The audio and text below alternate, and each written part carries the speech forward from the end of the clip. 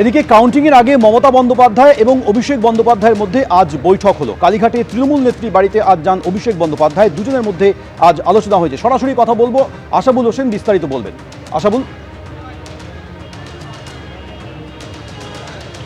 দেখো, আজকে মমতা বন্দ্যোপাধ্যায় এবং অভিষেক বন্দ্যোপাধ্যায় তারা বৈঠক করেন। কালীঘাটে মুখ্যমন্ত্রীর বাড়িতে এই বৈঠক হয় এবং সেই বৈঠকে মূলত যে সোমবার যে কাউন্টিংয়ের দিন দলের কাউন্টিং এজেন্ট এবং প্রার্থীদের কি ভূমিকা হবে, তাদের কি কি নির্দেশ পালন করতে হবে সেই ব্যাপারে আলোচনা হয়। এবং যেটা জানা যাচ্ছে যে একটা নির্দেশিকা দলের তরফে তৈরি করা হয়েছে এবং আগামীকাল একটি ভার্চুয়াল বৈঠক হবে। সেই বৈঠকে মমতা বন্দ্যোপাধ্যায় অভিষেক বন্দ্যোপাধ্যায় দুজনেই থাকবেন এবং সেই ভার্চুয়াল বৈঠক থেকে আজকে যে নির্দেশিকাগুলো তৈরি করা হলো সেই নির্দেশিকাগুলো তাদের জানিয়ে দেওয়া হবে। এবং আগামীকালের বৈঠকে বিভিন্ন কেন্দ্রে তৃণমূলের প্রার্থীরা যেমন থাকবেন, তেমনি কাউন্টিং এজেন্ট এবং দলের নির্বাচনী এজেন্টরাও তারা উপস্থিত থাকবেন। এবং যেটা জানা যাচ্ছে যে আজকের বৈঠকে মূলত দুটি বিষয় ঠিক হয়েছে। একটা বিষয় হচ্ছে যে কাউন্টিং সেন্টার যতক্ষণ না চূড়ান্ত ফলাফল বেরোচ্ছে তার আগে কাউন্টিং সেন্টার ছাড়া যাবে না।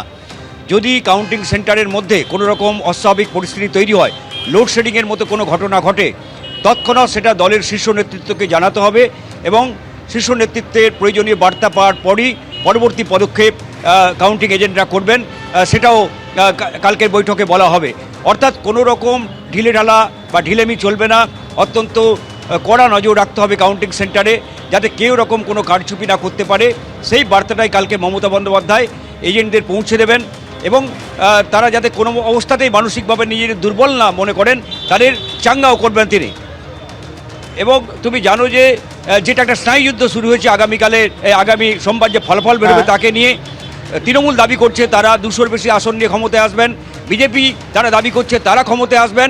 একেবারে আজ মমতা বন্দ্যোপাধ্যায় অভিষেক বন্দ্যোপাধ্যায়ের মধ্যে বৈঠক হলো। কাল কাউন্টিং এজেন্ট নিয়ে বৈঠক করবেন অভিষেক বন্দ্যোপাধ্যায়। ধন্যবাদ।